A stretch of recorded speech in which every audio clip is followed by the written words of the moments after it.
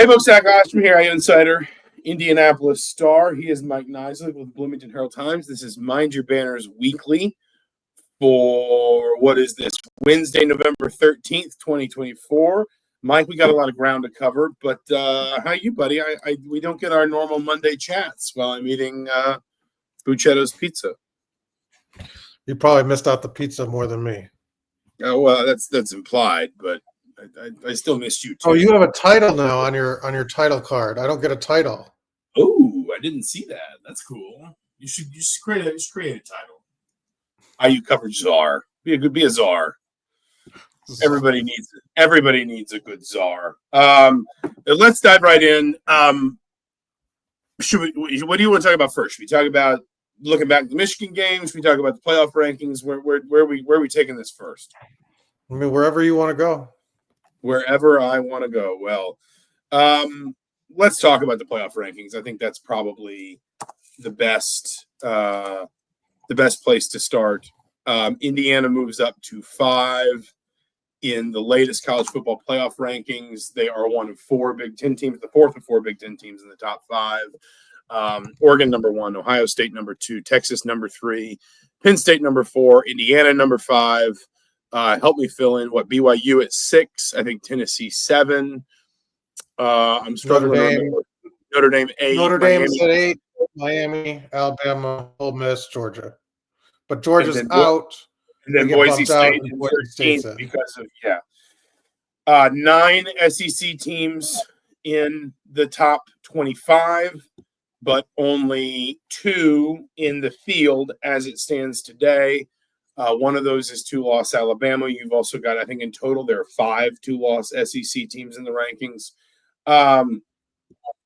It is, I think it is fair to look at those rankings and say that, number one, the committee's not given the SEC, I guess we start here, the committee is not giving the SEC credit for the idea that it's beating itself up, that the committee's kind of saying, to a certain extent wins matter, and probably also to a certain extent, it's just not buying the idea that this is a vintage SEC, that these teams are all getting beat because they're all so good, but rather they're getting beat because they have flaws, and those flaws are getting exposed at times.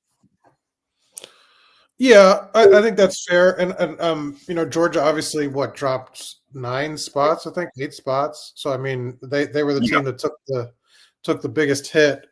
But I was thinking about this because I tweeted out, and I think you kind of agree that this was sort of a good sign that Indiana's in if it can win one more. Assuming it loses to Ohio State and wins Purdue, it's in. But I was thinking more about that, and I said I think there's a caveat because I do think Georgia's drop signifies that they are sort of taking each week and sort of starting over, that if Ohio State were to blow out Indiana, that might be enough to knock them out. I think that's possible. I do think it would behoove Indiana. That's a word that I like using and need to work in. Yeah, it sounds really commonplace. I'll use it again right now. I think it would behoove Indiana for that game to be competitive, and my sense is it will be. I don't know. Ohio State's a funny team to me. I get it. Number one, I get that it's Ohio State. It's just that the sort of the idea of Ohio State. Number two, the idea of Ohio State. You get the idea. They are the class of the Big Ten annually. They carry themselves that way. They play that way, etc. On the other hand, I do think there are some areas where Indiana actually matches up. I don't want to say well with Ohio State, but I would be surprised if Indiana goes into Ohio Stadium and just gets completely sort of swamped. And I'm not predicting that. That's not what I agree that the more competitive that game is, win or lose, the better news it is for Indiana. I would use Miami as a bit of a counter data point. And again, it's hard because the committee, the committee, you can always find reasons to sort of accuse the committee of making it up as it goes. For example, the fact that LSU and South Carolina each have 3 losses, and South Carolina has lost to LSU, and LSU is ranked behind South Carolina. That doesn't really matter to anybody from a playoff perspective, but it's still just kind of one of those those little things you sort of want to look at the committee and say, like, does this really make a lot of sense? But you brought up Georgia, and I think that's fair. I wonder if Miami would be a bit of a better comparison point. Miami's got better wins, but Miami obviously also has suffered a loss, and it wasn't a great loss. Georgia Tech's bowl eligible, but it's not in the top 25 in either the FPI or the playoff rankings, and was really beat up in that game and still found a way to beat Miami. And Miami fell from 4 to 9. Now, I think the committee, you can also look at the committee and wonder the extent to which maybe sometimes it draws up these rankings knowing some of these problems will solve themselves. Like if Miami winds up playing SMU in the ACC championship game, I think right now as things stand, only one of those teams gets in, and that basically becomes a play-in game. But I wonder the extent to which the committee is actually holding it against Georgia. That Georgia's lost twice now, not just once. B, Georgia's got a couple more wins on its schedule that frankly don't look that good, like Kentucky. And C, the Texas game aside, Georgia has had some pretty persistent issues. It has not looked very good offensively for a lot of the season. Yeah, regardless of I think the committee, if we assume, like, the committee has to have been giving Indiana some credit for style points to have them up where they are. Like, if you look at their metrics, their strength of schedule, their quality wins, if you want to say, like, number of wins against the FPI top 25, top 50, top 75, they really do not stack up well with any of these other teams. What Indiana has going for it is it has won, and in almost every case has won well every single time it's played. And I think there's a chance that Miami is a better sort of data point for what it looks like if Indiana suffers a disappointing loss at Ohio State rather than Georgia. I just meant it. It wasn't Georgia. It wasn't the specific reasons that Georgia dropped out. It was more that the idea that they're drawing it up and that you could have a team drop so significantly that they're willing to do that they're willing to sort of make drastic changes week to week, as opposed to sort of saying incrementally, like they're taking it wholesale. And so the idea that Georgia can move so significantly and drop so significantly over 7 days based on just one game feels to me that Indiana could do some moving, if there's an extreme result to that game, one way or the other. And so that was my only sort of takeaway after last night, thinking, I feel like they're in now, at least, if they finished 11-1. But I'm maybe less certain of that than I was having thought about it. As I guess my sort of, it has less to do with the specific teams and more the idea that they say that they take, start over from scratch, you got nothing on the paper. And that probably isn't good for Indiana in the sense that if they were to have that, albatross of a huge loss to Ohio State, and it's like by far the, best team that they're facing all season, that's not great. Because, the question I asked Ward Manuel on the conference call yesterday was like, how in the weeds do they get debating, like, when it's like a Tennessee or a Penn State, like Penn State's best win maybe is Illinois. And so, like, if Indiana's best win is, say, a Nebraska or Michigan, like, how in the weeds do they get evaluating those individual opponents? And he said, they have the the strength of record for each of those teams and kind of debate it that way. And so Indiana it's just not good. It's not there. I would say, actually, it's interesting you say that because I pulled a bunch of these numbers together yesterday. Strength of record is actually good for Indiana. Indiana's strength of record right now is 6th nationally. By comparison, Texas is 10th, Notre Dame is 13th, Georgia's 3rd, A&M is 11th, Ole Miss is 12th, SMU is 14th, Penn State is 5th, Miami is 7th. So, like, teams kind of in that same cluster with Indiana, particularly your Penn States, your Texases, your Notre Dames. Like, I think Notre Dame seems like a bit of a data point to me that Indiana should keep an eye on. As long as there's barrier between, like, as long as there's a Notre Dame barrier between Indiana and falling out of the field, I think Indiana can feel good. I think it's if they start to fall below Notre Dame, and it seems like it's going to be hard for them to climb back. But I think strength of record as a metric, like, if you're Indiana, you would much rather hear them say they're using strength of record than strength of schedule. because like strength of schedule, there's again this is all pulled from ESPN's FBI numbers. Texas 55, Miami 39, Penn State 30, Notre Dame 73, Georgia 1, A&M 21, Ole Miss 23, SMU 81, Indiana 100. Now Indiana's number will go up no matter what happens after next weekend when they play Ohio State.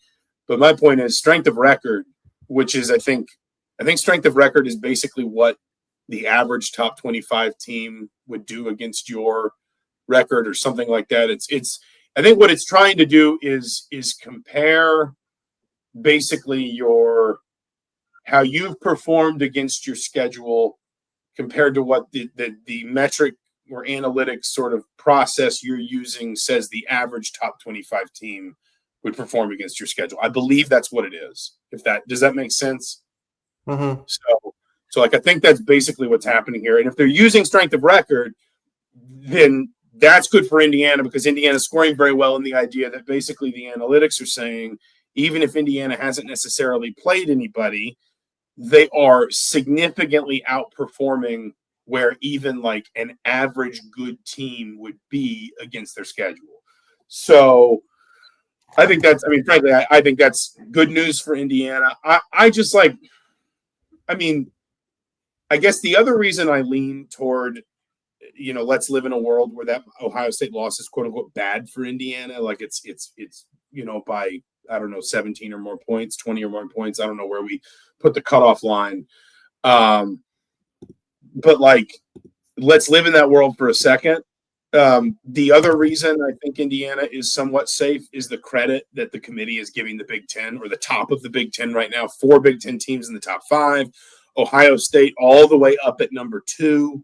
And I'm not saying they don't deserve to be there, but like, this is one of those things where it's all kind of propping itself up. Like in terms of Ohio State is number 1 in part because they're undefeated, but what's their best win? Oregon's number 1 in part because they're undefeated, but what's their best win? It's Ohio State at home. Ohio State's number 2. What's their best win? It's Penn State on the road. Penn State's number 4 and comfortably ahead of an undefeated Indiana, a 1-loss Tennessee with better wins, a 1-loss Notre Dame that probably has a better win. I think it's probably fair to say it does, with Texas A&M on the road. What's holding Penn State up? It's that the committee sees that Ohio State is so good that it's willing to forgive Penn State its loss to Ohio State. And Indiana's just kind of attached on to the end of that by saying, we think, by the committee saying, we think the Big Ten at the top end, whatever's happening in the middle, at the top end, the Big Ten's really good. Where on the other hand, the Big Ten does not seem to be, not the Big Ten, the committee does not seem to be in the mood to give the SEC a ton of credit for all these 2-loss teams. That, it only ranked 2 of them.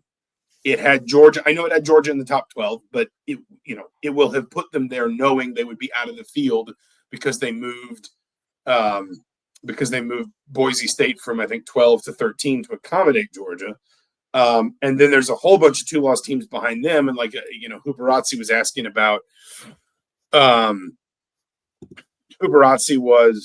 asking about, like, what if A&M beats Texas in the last week of the season? I mean, like that, that's to use an English phrase, that's going to set the cat amongst the pigeons if that happens. If you're Indiana, I think there is some vouch for the idea that right now you're cheering for 1 or 2 teams to kind of pull away in the SEC and define themselves. Like, it would probably help Indiana. Even if Tennessee jumped them, it would probably help Indiana if Tennessee beat Georgia this weekend in Athens and just eliminated Georgia. I think it would help Indiana if Texas beat A&M on the road. I'm not sure they will, but I think it would kind of clarify some things and create a bit more structure within that top 12, or I guess if you want to see it as like top 11.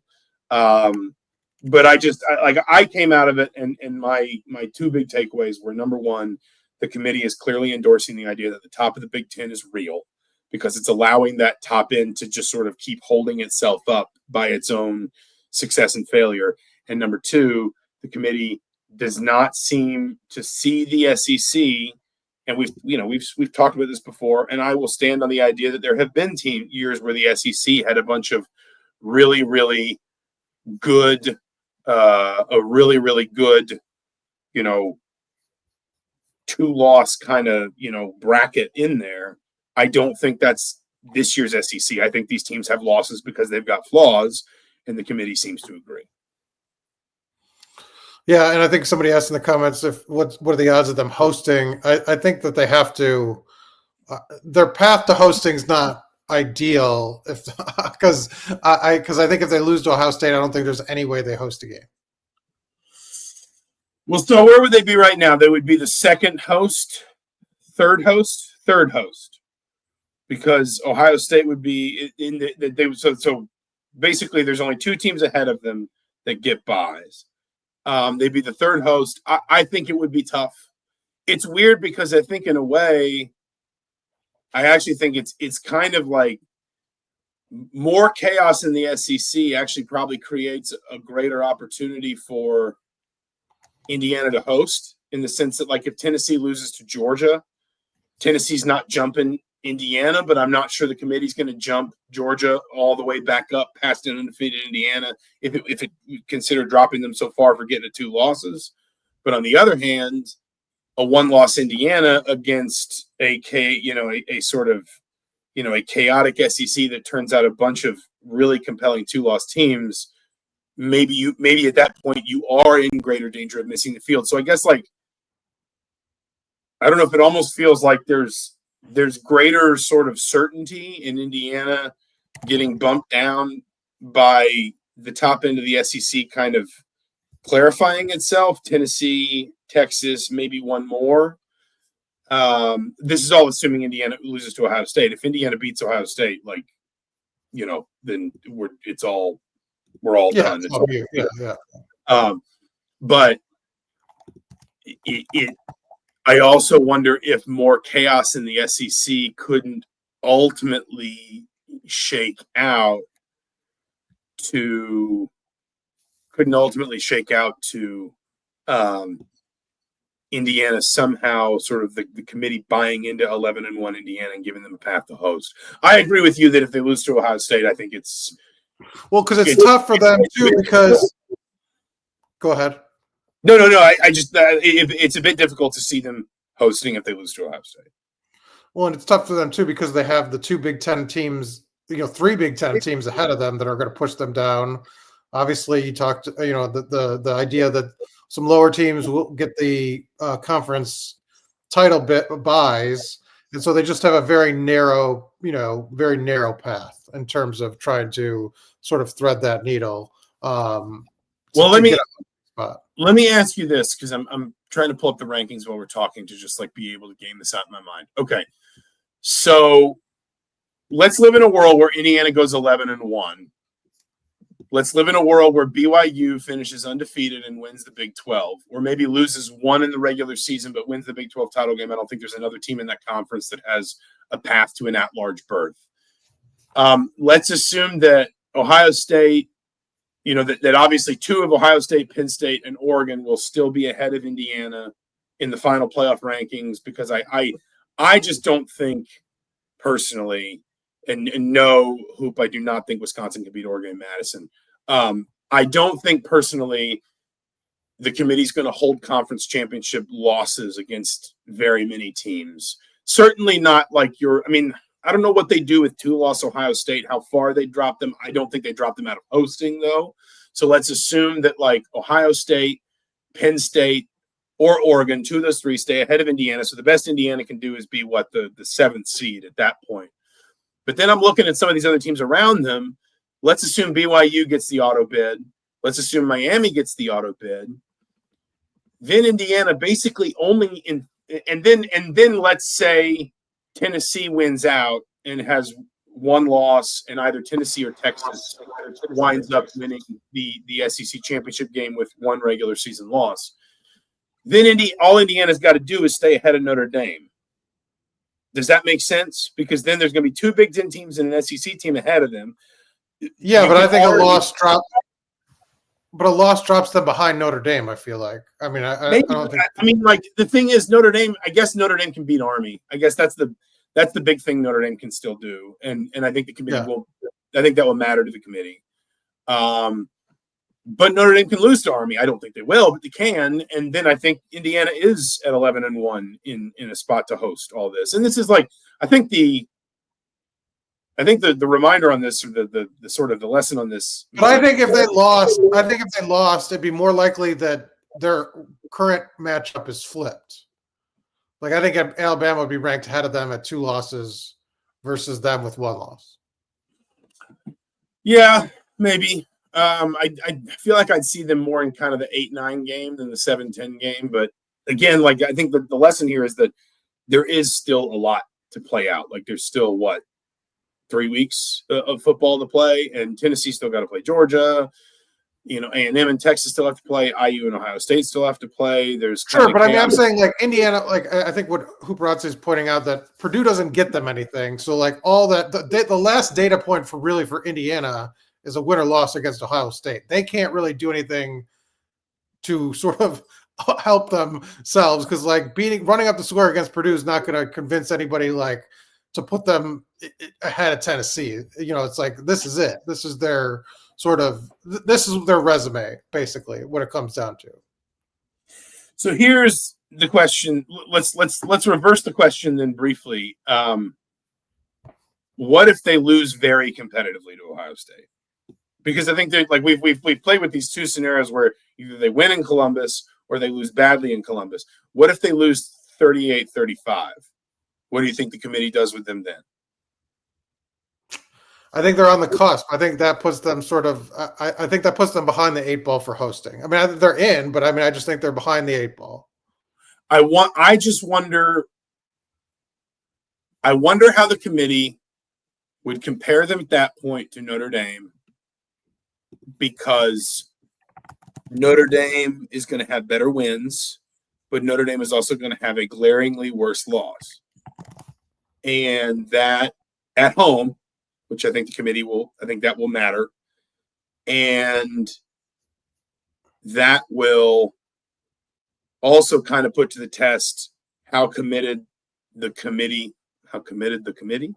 is to kind of this idea that the top end of the Big Ten is pulling itself up, that the rising tide is lifting all boats. I think they'd be right on the cusp. I'm not sure they'd be behind the 8 ball or ahead of the 8 ball. If you can be right on top of the 8 ball, like I think they would be right there in it. And I'm not sure exactly. Like I think that would be. I think they would be like just right there on the bubble of hosting, if that makes sense. I mean, because I think Notre Dame, like you said, is the kind of the team that would be the most likely to push them out, and they've got some really good quality wins. I mean, I know their loss is bad, but I mean, in terms of their schedule, Well, here I can give them to you. They have 2 top Texas A&M, they have 2 top 25 wins per the FPI, 3 top 50, and 4 top 75. By comparison, Indiana has no top 25 wins, 2 top 50, and it does have 6 top 75. So Indiana's got a little bit more quantity, which isn't surprising because Indiana's playing in a conference, whereas Notre Dame's having to pull its schedule together as an independent every year. Notre Dame's got more at the top end. If you dig down into the weeds, it's not that much. And Notre Dame, it's also worth saying, has a strength of schedule that's one of the few teams in that kind of bracket that is kind of comparable to Indiana. And if they're using strength of record, Indiana's strength of record is currently 7 spots higher. But yeah, Notre Dame's got better wins and worse losses worse loss. And I'm not sure how they break it up. Yeah. Last question for you, and then we'll move on to kind of breaking down Michigan. We'll save Ohio State for next week, obviously, because of the bye. But last question for you, before we break it down before we shut down the CFP rankings talk, and you can answer it as short or as long as you want. If Indiana beats Ohio State in 2 weeks, is Indiana number 1 in the country? No, they won't surpass Oregon. Even though Oregon beat Ohio State at home and Indiana beat Ohio State on the road? No. Okay. I think Indiana would be the number 1 team in the country if they beat Ohio State on the road. I don't think so. I mean, I get your point, but I think Indiana would be. I just think they would. I just think they would give Indiana the credit for, winning on the road. I mean, that would be the best win in the country by far. Like that would be the best win anybody has. To beat the number 2 team in the college football playoff rankings on the road. I mean, because you look at Oregon's schedule. I mean, they won against Boise State. They got if they win, so they'll have one against Wisconsin. If they play this weekend, so they'll already have another win. They'll have had 5 road wins. They'll beaten Michigan on the road. They'll beaten Illinois. I mean, I just think that schedule is a lot because how far ahead are they on strength of schedule? I didn't do Oregon. Forgive me. I didn't have them as a comparison point because Indiana wasn't kind of in that bracket. I can look it up real fast. According to FPI, Oregon's strength of schedule is 51. Indiana's is 100. Indiana's remaining strength of schedule is 8. Oregon's is 4. So both those numbers are, in theory, going to improve, like here in pretty short order. Yeah. So I mean, I don't know. I can't see him jumping them. Yeah, I mean, I just think they look at the body of work. I mean, it's not just the one game. I think you have to take it in totality. So it's like, yes, that might be their best win, but that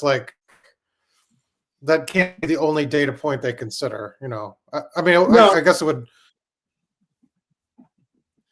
I also do think I do think, whether they'll say it or not, the committee sets some of this up knowing some of these problems solve themselves. Like I think they put Georgia and Tennessee where they put them this week, just saying either Georgia's going to beat Tennessee in Athens and they'll probably just almost switch places because Tennessee's got a loss to Arkansas. I can't really complain about the losses that it has. Or Tennessee beats Georgia and effectively eliminates Georgia, and then Tennessee has the justification to jump over a BYU, over maybe an Indiana, into that top 5, which again doesn't make an enormous amount of difference in the end for Tennessee, other than maybe positioning them to host, although I think they would be in position to host right now. Like if the thing ended today, they'd still be in position to host in the first round. But I do think the committee sets some of this up kind of knowing like some of this stuff is going to sort of solve itself, basically. Let's move on to Michigan. Indiana wins 27-15. I think it is fair to say for Ward 20-15. 20-15. I'm sorry, I was writing down the time code for the chapter in the podcast. It was 27-35, and I just mixed the two up. I thought Ward Manuel seemed to suggest that whatever Michigan's record, whatever Michigan's season, the committee actually kind of gave Indiana a little more credit for beating Michigan than we expected them to. Obviously the voters did. They bumped in, the AP poll. I think the coaches poll too. Indiana went into the top 5. Of course, the selection committee took them from 8 to 5.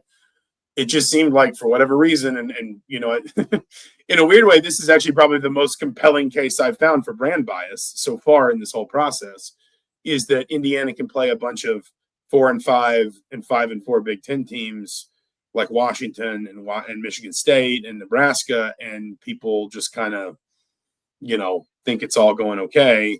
It's when they beat 5-4 Michigan that everyone says, "Oh, okay, so Indiana must really be for real."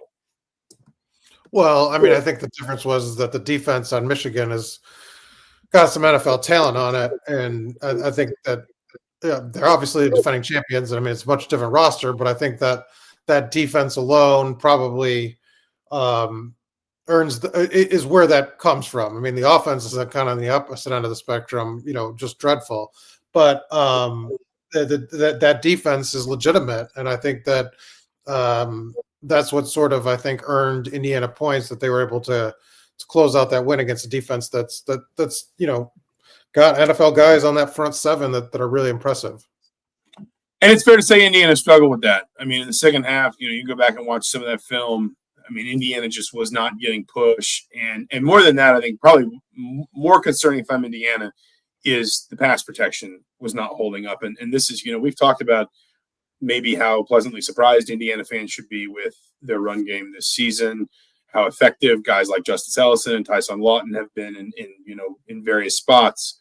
But Curt Cignetti makes no bones about this. He says like it's a passing offense. It's an offense that's built to throw the ball.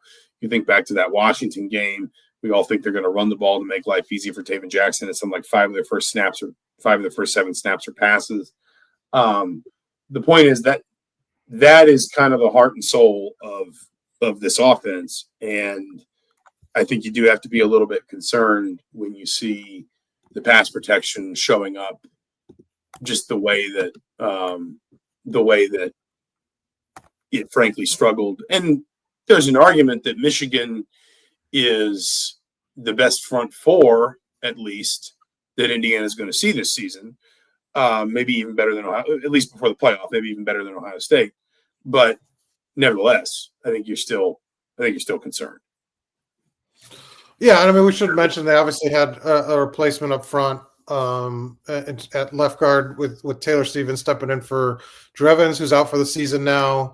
This was a group that had played every single snap sort of in competitive situations. I don't think that was necessarily the entire reason for their struggles. A lot of their kind of pressures came from the outside. I thought, Carter Smith and Trey Wittig had their worst half of the season in that second half. And they've been very good, but just in terms of they struggled a little bit. And there was a lot of pressure on the outside. Pockets collapsed pretty quickly. But I still think the story is what Indiana's defense did, and I think it's finally time people to sort of take notice of. Someone mentioned Brian Haynes in the comments, the job he's done, the job that Indiana's own front seven has done, or front six, because they run a lot of obviously 5 guys in the secondary, but. I think you talk about Curtis Rourke sort of being on the cusp of being a Heisman guy, or is he in that race? I think Mikel Kamara should be more talked about as the defensive player of the year nationally, not just in the Big Ten, in terms of how he's impacting the game and what he's done this season. And CJ West had his best game. That was kind of what we thought they were getting when they signed him, and he had quite a very quiet first half. Much more impactful sort of last couple of games, but he was dominant up front. And them together, I think you pointed this out in your tweet thread, the stunts that they're running. I don't know if you watched Jerome Moore after the game. He said that they just had all sorts of problems with the movement they did up front and just couldn't get a beat on it. And they've been doing a lot of that and lining up Kamara on the inside. And I just think that they should get a tip of the cap for what they've done, not just last week, but the whole season, and because they've been overshadowed by some of the, obviously the flashy offensive numbers. Yeah, I'm trying to figure out if we can, and I'm probably not smart enough to do this while we're podcasting. I don't want to mess with it and screw something up. There was a play they ran like an option sweep with Alex Orji, and they actually lined. It was an unbalanced front, and it was actually a really good call by Michigan because it was going toward the unbalanced side. Kamara was lined up between guard and tackle. West was lined up between guard and center. And then Indiana was like unbalanced to the other side, and the play was supposed to go that way. But like Terry Jones played the read perfectly, convinced Orji to tuck it when he maybe should have handed it off. And then Jones and Fisher just kind of like meet in the hole, and there's only one offensive lineman to block the 2 of them, and he kind of freezes because he doesn't know what to do. And it's in part because you have on the weak side of the line, if you want to say, 3 defensive linemen essentially occupying 4 offensive linemen, and then it's in part because you have two players who just individually play the play really, really well in Fisher and Jones. And it's just kind of like a reminder to me anyway that there's a real sort of like successful inflection point Indiana's at right now, I think, between scheme and how well individual players are playing. I think you have a scheme that is, creating a lot of pressure with 4-man fronts that you talk about is starting to be really creative with how it moves these pieces around and is getting just an insane amount of pressures. I think you told me PFF had them 21 pressures on 34 dropbacks, which is just like, I don't care how bad you are offensively. That's just a crazy number. It's one of those funky, sort of statistical anomalies that Indiana wound up with maybe one of its best pass rush days of the season and yet no sacks as a team. But the other part of it that I don't know how you like measure it, or, I think sometimes it seems too simplistic for people, but like some of these guys are just playing really good football. And obviously that means they're well coached and the scheme is putting them in good positions. But you think about how, guys like Kamara and Aiden Fisher have kind of been there all season, but CJ West has really come on strong. I think Tyreek Tucker, who we didn't talk about a ton in the offseason, but we kind of said if he can become a nice depth piece, then Indiana can be in good shape. I think he's had some really good moments in the last few weeks. And then Terry Jones, I think, like we talked about that. It was at the Washington game or the Nebraska game. I can't remember which, where, He came out of the bye. He started after Nebraska. Yeah. Like they basically, sort of bring him into that secondary rotation. And he has been just outstanding. Like he has changed because he has been, I would say, and maybe the numbers will tell different, but to the eye test, he's been Indiana's most effective blitzer. And they've actually blitzed more off the edge with him, I think, than they have through the gaps with Aiden Fisher, with Jalen Walker, with Isaiah Jones, who everyone in the program will tell you as quickly as they possibly can is nicknamed Bones Jones. The scheme is working really well, and I think to give individual players credit, like you also just see a lot of players playing really, really good football right now. Yeah, and you mentioned just the number. It was 6, so they pressured Michigan 61% of the time. The week before, they pressured Michigan State on 55% of their dropbacks. So over the last 2 weeks, they've combined to pressure opposing quarterbacks 58% of the time. And it's hard for a team to win a game like that, the opposing team, when they're just under fire all game. On the season, they're pressuring quarterbacks. I added it up 40% of the time. Just an insane number. I mean, it's just like, and if you want to just, it's like, how do you trace their success? That's a pretty good place to start. And then obviously they've just been dominating the run. If anybody hasn't read the story I wrote about the defense, this was their best defensive performance against Michigan going back to at least 1960. That's 47 games. Second fewest rush yards they've allowed during that stretch. So, it wasn't just a good performance. It was, historical in nature in terms of this series. They've only allowed less than 300 yards. What was it? 5 times? 5 times during that stretch. And, for comparison, they allowed 500 plus 10 times. Did you cover the game where they had 700? Was that Penn State? It was before my time. No. 2013, Michigan had 751 yards against Indiana. Oh, no, I was not at that game. I know what you're talking about. That game was nuts. I think it ended 63-48, 63-49. Devin Gardner was Michigan's quarterback. So, those are the kind of performances Indiana fans have been used to seeing Michigan put up. And this was on the complete opposite end of the spectrum. And just, look, I know there's struggles at quarterback and everything, but, they just did not – there was no daylight on anything that they tried to do. Yeah, first, Indiana's rush defense, they are first in the country in yards allowed per game. And I think, crucially, they're second in the country in yards per carry. So it's not like they just played a ton of teams that don't want to rush the ball. Like, they are smothering the run. And we've talked about this, too. There's a complementary element to it, which is I think teams very quickly feel like they have to abandon the run game because too often they're chasing Indiana on the scoreboard. Even Michigan, to a certain extent, I think, did that in this game. And I know that it's not a big number in the end for Indiana, but it kind of leads into my second point, which is number one, Indiana was on track to make it a big number and then just kind of lost its way offensively. They were up 14 at halftime. They were outgaining Michigan by about 125 yards in the first half. They were on pace for over 450 yards of total offense. So, like, there was a time, it wasn't like Indiana, and this is, I don't know, I guess time is probably going to tell us whether or not this is a good or a bad thing. It wasn't like Indiana was struggling against that Michigan front early. Indiana was Curtis Rourke was taking some pressure, but Indiana was moving and scoring the ball in the first half. They just lost that rhythm in the second half. But at the same time, because of how well Indiana's defense was playing in that game, and also how well it's played all season, it's not like that was an outlier. It's not like Indiana's had defensive problems all year. They just faced a bad offense, and so they kind of stood up. Like it never really felt like Michigan was going to win the game, because you just couldn't see a world where Michigan was going to be able to put together like a 9-play drive again.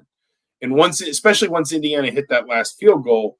But there's sort of this like statistical fallacy that's gotten discussed a lot more in soccer as analytics have come into the game more, and people have tried to sort of find ways to use more advanced statistics to measure the game. Because there was this cliche that's like as old as time, that teams that win a lot of games by one goal are in danger eventually of regressing to the mean and drawing those games or even losing those games, that essentially you're living on the edge. And what like some of these advanced statistics as they've evolved in soccer have kind of told people is actually there are some teams that are winning a bunch of games by one goal, and it's statistically more likely that they just start winning those games by 2 goals or 3 goals, that actually the one goal is not reflective of how in control they are of the game. This felt more to me like a game where Indiana probably should have won by another 7 or 8 points and just couldn't quite get there, rather than a game that Indiana kind of squeezed by Michigan, leaving a bunch of points on the field. Does that make sense?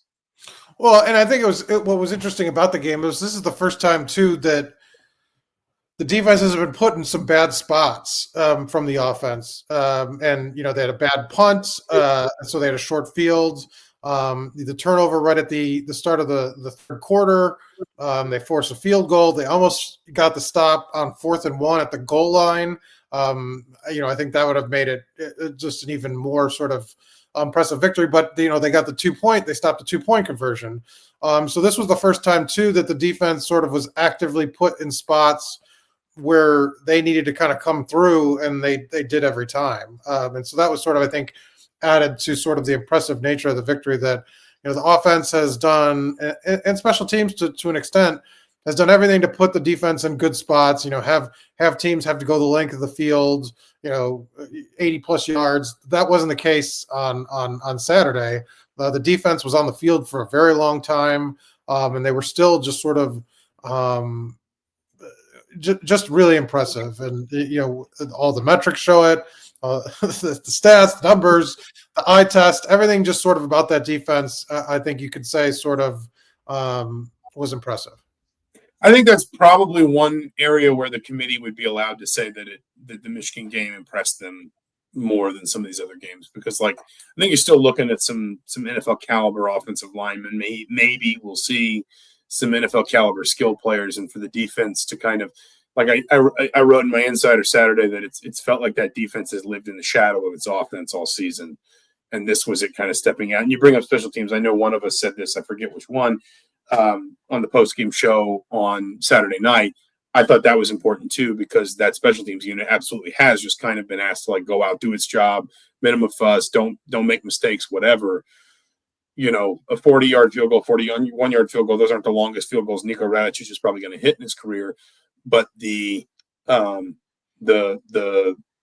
Williams punt return, and then Radich hitting those 2 field goals, including one in the drive that started with the punt return and wound up being the last scoring drive of the game for either side. It was a game where that special teams unit, I think, could kind of hold its hand up and say, we played a direct role in winning this game. Not just in terms of, you add up all the points you got from kicking or whatever, and you won it that way, but also it was the special teams unit allowing itself or creating for itself some opportunities to directly impact winning the game. I want to talk about one more thing football related, and then we'll do just a little bit of basketball, because I do want to get into the South Carolina matchup a little bit. Obviously, that's quite possibly the most meaningful game Indiana is going to play at home in the non-conference. But somebody asked about Lorenzo Hughes asked about the Drew Evans injury, and that I think leads a little bit more into just a discussion of like what a second bye week does for Indiana. Evans is not going to get healthy in the bye week, but you'll get another week to, drill the offensive line with Tyler Stevens, because it sounded like that Drew Evans injury happened late in the week, like Wednesday or Thursday. So Indiana did not have a ton of time to prepare Tyler Stevens.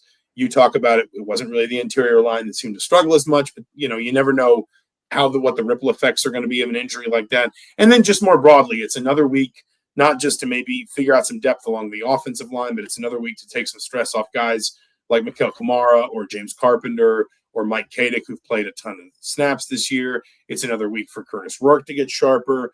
It's another week to prepare for an Ohio State team that does not have a bye week. I know that it has a relatively manageable game in theory this weekend against Northwestern. I think that's at Wrigley Field, but like it doesn't have a bye week. We talked about how conveniently timed Indiana's first bye week was. You play 6 games, you get the bye week, and then that helps kind of prepare you for that big run up to the Michigan game. Because Indiana's now 10-0, this bye week is timed equally well, if not better, for just, in my mind, a lot of different reasons. Well, I mean, you can't have asked, I mean, how could you have asked for a better timing of it before Ohio State as you're undefeated? I mean, that's what you'd schedule it as if you were making the schedule now. I mean, I don't think that there's any question. And I mean, even their first bye week was well timed in terms of like breaking up the first half, sort of putting the weaker part of the schedule and sort of being able to look ahead, regroup, get healthy. And I mean, I think we had two. We aren't very far removed from Curtis Rourke having thumb surgery on his throwing hand. Yeah. I know he said he's past it, and sort of like, there's some lingering pain, but that's really the only kind of remnants of it. But still, I think a week will benefit him more than anybody. It's like he looked a little wobbly at times in the second half in terms of some of the throws were a little off target, and maybe that just was the pressure. But I think any amount of time to give him to get just that much closer to 100%, Indiana's going to be happy with. And frankly, like Indiana also has had some guys that either have pretty clearly been playing through some pain, or Justice Ellison gets hurt in the he got knocked. Yeah, he got knocked around in that. Yeah, he comes back, but he really wasn't very effective. Now, some of that was probably just the way Indiana's offense was running, not just him. But the point is, now he gets some time off. Miles Price, it's worth mentioning, was on the sideline. He didn't have his pads on. But it's not like, he couldn't go back out onto the field. So I imagine if there was any concern about, a concussion, light noise sensitivity. I saw him actually point. He was asked about it by a teammate, and he kind of pointed to his shoulder and collarbone, and just said, he was hugging people after the game. Like, he certainly was not behaving like someone who thought his season was over. And I think that's an important one because, I still joke with you about watching that UCLA game on TV earlier in the year, and Ian Eagle saying Miles Price is one of the best punt returners in the country. But he is, I think it is fair, in fairness to Ian, or was it Ian, or was it? It wasn't Ian Eagle. Who was it that had that call? Anyway, in fairness to whoever said that, forgive me, it's been a long season. What I think is true is Price has proven he's one of this team's best players in the open field, whether it's on punt returns, whether it's in, the screen game, or in some of those little crossing routes and slants and things that Indiana uses. He's really, really dangerous when you can put green grass in front of him. And I don't know that there's another player on the team that's quite as effective in that area as he is, at least within that receiver group, other than maybe Keyshawn Williams. I think that's one reason why those are the two guys that return punts. But I also, the last thing I would say is just, I mean, it's a small sample size, but the last time we said Indiana needed to go to a bye week, and how would Curt Cignetti keep his team sharp, and how ready would he have for the game after they won it 56-7 in what was expected to be a game that really was a bit of a test of like where Indiana was and what Indiana was capable of. And I'm not saying obviously that they're going to win by 49 points. That's quite a prediction. 49-point win over Ohio State. Yeah. I mean, imagine if Earl Bruce called 41-10 the darkest day in Ohio State history, what would Ryan Day call 56-7? Just start packing his bags immediately. I mean, I think maybe. Like, I think there would be.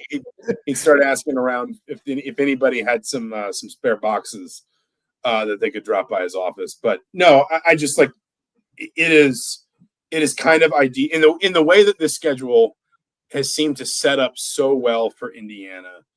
Basically, every step of the way, it seems like this is kind of one more sort of leap forward that the scheduler makers have finally given Indiana the extra week this late in the season to rest, to sharpen some things up, and to prepare for what I don't think it's unfair to call the biggest game in program history. Certainly in the regular season, I can't imagine there's been a bigger one. Yeah, I mean, I was talking with Mark Deal kind of about that yesterday, actually, in terms of like the most consequential game. Obviously, 67, the Purdue game set up the Rose Bowl, and Purdue was ranked third in the country, I believe, at the time. And they were in. That sounds right. And Indiana had the one loss, and then obviously that was for the Rose Bowl. Then he said the 87 game late in the season against Michigan State was also similar consequential because they would have if they'd beaten Indiana or if they'd beaten Michigan State, they would have won the Big Ten basically. Yes, and gone to the Rose Bowl that year. So, I mean, that was the game where. Have you ever seen the clip of Bill Mallory in the Michigan State? Yes. I said I don't anticipate Curt Cignetti going into the opposing locker room and giving a browsing speech. I don't see that. But I mean, you're talking about a handful of games, and so I mean that's sort of that's it, right? Those are the handful of games that this sort of rivals with. And I think you could obviously now with the college football playoff make the case easily that this is, ahead of those. But I mean, that's it. That's the list. I feel like. Yeah, no, I it's hard to disagree. We will get, as I said, we will get into Ohio State discussion more next week. But I did want to just I did want to finish up with basketball, and it's weird that we're 51 minutes into a podcast in November, and basketball is only just now coming up, and it's almost in some ways kind of an afterthought. But it is worth talking about. Indiana's 2-0. I know you felt some up and down performances. I'm not sure I disagree about the up and down. I just think I expected a little bit more of that this time of year. Obviously, Indiana's most recent half of basketball was its best of the season so far. They just pounded Eastern Illinois 54 to 18 over the second 20 minutes on Saturday. Listen, if you want to talk about like bye weeks being good for a team in a weird way, I think this one's kind of well timed for Indiana too, because they've got 2 exhibitions plus 2 guarantee games, and they get a whole week to kind of dig into what they're trying to do. Because it's worth saying, after this, it's Saturday, Thursday, and then you're probably on a plane to the Bahamas either Sunday or Monday. So, this is after you play South Carolina, you are, kind of jumping into that meat grinder a little bit quicker. It's an interesting matchup. It's a game Indiana should win. I think I'm most curious to see if some of the positives for Indiana here in the first few games persist, not least Mackenzie Mbako's offensive game, Trey Galloway continuing to build his fitness after coming back from the knee surgery. And then, I think you'd probably just like to see some of the hierarchy shake out a little bit more. I mean, I think Malik Renew is going to consistently get a lot of post touches. You'd like to see Indiana getting Umar Ballo, involved in the ways that seem to make him most dangerous in like the pick and roll game and things. And you want to keep Miles Rice coming along because he's had a good start. I'm sure he'd like a lower turnover number. But this just kind of feels like one of those games where you'd also just kind of maybe like to see Indiana. I know this sounds simplistic, but Indiana just sort of say, hey, this is a slightly better team, so we're going to raise our level that little bit. There's not going to be any kind of like what Malik Renew talked about after the Eastern Illinois game where he more or less admitted they just kind of took Eastern Illinois too lightly. Yeah, I mean, I think that's probably what you're looking for most in terms of like bouncing back from that game, that they just don't have a slow start. Or they don't look checked out, and that lethargic, I guess, would be probably the best word to use from that. What that performance looked like in the first half, that this team can't sort of I don't know, do that do that going forward in this non-conference schedule. I mean, it's sort of easier. I mean, you sort of not a no-brainer, but they're playing at home almost exclusively, like you said, except for Battle for Atlantis. Like this should be, the time to sort of work out the kinks, but you can't do that when you're just sort of lackadaisical and just throwing the ball away and not rotating on defense and things like that. So I think that, if you're looking for anything, it's that this team is locked in to start and that the message Woodson's been delivering, gets through. That this isn't going to be a consistent sort of problem for this team. What do you think? And I will finish with a little bit of South Carolina chat, but like, what do you think has been? I guess take it whichever direction you want. Most promising, most intriguing, most like what's piqued your curiosity most about what you've seen from this Indiana that is supposed to look different from last year? That's supposed to play faster, a little more wide open, score from a lot of different angles. Like, is it McKenzie and Mbako? Is it, is it the pace? Is it? I mean, take it wherever you want. I'm just curious through 2 exhibitions and 2 regular season games, like what kind of has your attention the most in terms of trying to track this team's evolution? Yeah, I mean, I don't think the pace has stood out because I just think it was just really the one half that they've played with that kind of pace. I mean, I think that was the sort of, that 54 sort of onslaught was the best, obviously, that they've looked, but that was more sort of what Woody talked about in terms of like what the idea of the offense was. So we haven't seen a ton of that, but I think McKenzie, obviously, potentially being this team's best scorer. We've talked about sort of him being probably the best sort of example of a 3-level scorer on this team, that he can just do everything. And they don't have anybody else like that. And if he can assert himself and be consistent game in and game out, this team's probably in good shape, just because you still have a Malik Renew, you still have a Umar Bello that can score inside, Rice can run it. And so if you get McKenzie going if he's a 20-point guy, this team becomes, I think, like they could score easily 80 points a night and be a very good offensive team. It's just a question of it's only 2 games so far, and we saw this last year where he was way up and down, more up than down and late in the season. But I was going to say he was not anywhere near this up. Like early in the season, it was really messy, and he wasn't hitting shots, and he was really struggling to find his offense. Like, it was not like this. 49 points in 2 games was not something he was doing this time. It's still a small sample size. Like, I'm just saying you'd want to see it for a little longer. And now he's obviously much better than some of the guys that he's been facing. Now, as we go to South Carolina, Battle for Atlantis, as the defense sort of ramps up, does he maintain that level? And I think if he does, this team's in really good shape going forward. I know a lot of people have mentioned Tucker in the comments. I think it's clear he's going to have a role. Woodson talked about trying to find playing time for, 10 guys, especially sort of as you get to the conference schedule. But, based on the small sample size of him, what we've seen, I think he's done enough to sort of say he's a really intriguing player and is going to get some minutes. He's not going to be the guy that disappears in the conference schedule. I think the other thing for me, and I know I've talked to you about it, is just the idea that this team has like a real plethora of ball handlers, and shot creators. And I think, I expect Miles Rice's turnover numbers to go down. They haven't been crazy. Let's be fair. Again, we're talking about small sample sizes. Through these first 2 games, he has 9 assists and 7 turnovers. If you take that down to 9 assists and 4 turnovers, that's an outstanding number. We're not that far off. But it's kind of the idea that like Trey Galloway obviously has been crazy with the assists. He's got 17 assists in 35 minutes played. We had the discussion about whether or not you keep him on the bench and you play him off the bench. And the more I think about it, the more I think I probably would. But it's basically because that way you ensure that you've got a lead ball handler creator on the floor basically at all times. And then you've got guys behind them like Kanan Carlisle, like Gabe Cupps. We've both heard Mike Woodson talk about and seen him use Bryson Tucker as a bit of a ball handler, offensive initiator as well. And so the point is, a year ago, we were talking about how much Indiana was struggling to shoot the ball, and they were, but they were also just struggling to create good offense. And they did not have, until they kind of got Trey Galloway into a place where he was comfortable the way he was playing kind of the second half of the season.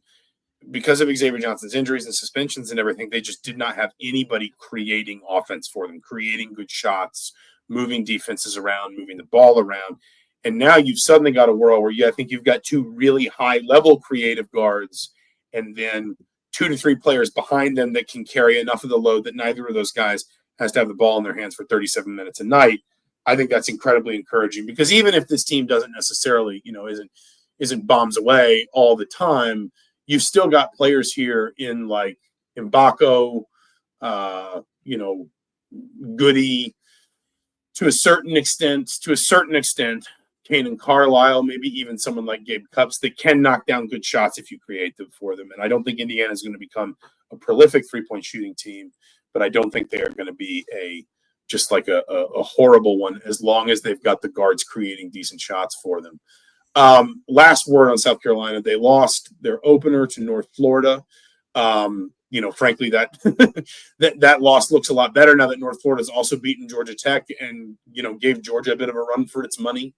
I think Georgia was up kind of big at halftime in that game, and North Florida made it more competitive in the second half. South Carolina did rebound by beating South Carolina State at home, and then really kind of taking care of business against a decent Towson team, or at least what the analytics project to be a decent Towson team. Obviously, this South Carolina team was in the NCAA tournament a year ago. A lot of analytics and projections still think that they are probably closer to the bottom than the top of the SEC this season. And if you're Indiana, at the end of the day, if you're hosting a team that's outside the KenPom top 50 that has already lost a game, with all due respect to an ASUN team, you need to win this game. But the only there's one for the teenagers. The only sort of pause I would give people is I think a lot of Indiana fans saw that North Florida score on opening night and thought, oh, South Carolina is terrible. Number one, the North Florida game looks a little bit better for South Carolina based on what North Florida has done since. And number two, South Carolina seems with its last couple of results to kind of pull itself together a little bit and not let that loss kind of spiral. I think this is at least going to be a decent push for Indiana. Well, yeah, I mean, we've talked about it, quite a bit. And just they don't have enough quality on their schedule to sort of be messing around here and losing this or even keeping it, super close. Like they got to win by double digits here to sort of their schedule just kind of stinks.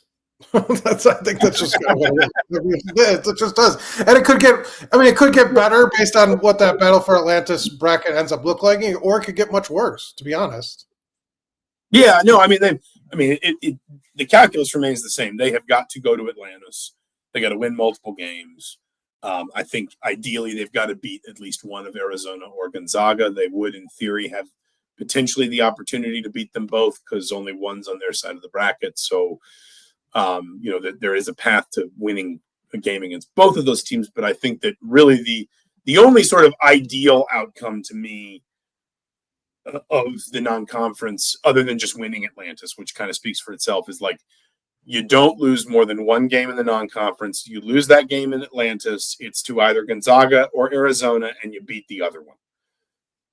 Unless there's a team in that field that is like substantially better than what we expect as time goes on, I just think you've got to find, or I guess if a game like South Carolina or Louisville, somebody just, totally gets way out over their projections by the time we get to February, but you can't count on that. Like you can't just say we're going to beat this team and then hope they're good.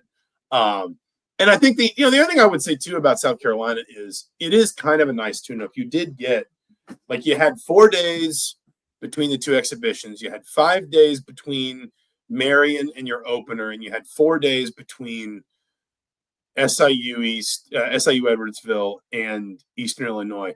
Now you had a week, like an entire Monday through Friday, to work on South Carolina. But then after that, it's going to be 5 days. I guess you do get 6 days with the Bahamas, but there's travel in there. You're going to be going, you're going to be moving down to practicing in a ballroom and all this different kind of stuff. And there's going to be distractions, and it's going to feel different. Like this feels like the time where you kind of build up a sort of like head of steam behind closed doors that should carry you through this stretch of like 2 weeks to finish November and finish it strong and get out of here maybe with, I think the optimal outcome here is Indiana is at worst 6-1 at the end of November with at least one quality win in the Bahamas. But the South Carolina game, I agree with you. They need to win it and win it well. It's worth pointing out, like, KenPom only has them a 6-point favorite, a 71% chance of victory. So the analytics clearly don't see as much blue water between these two teams as maybe you and I do. And we'll acknowledge that it's early in the season and all that stuff kind of, bakes out a little bit more cleanly as the year goes on.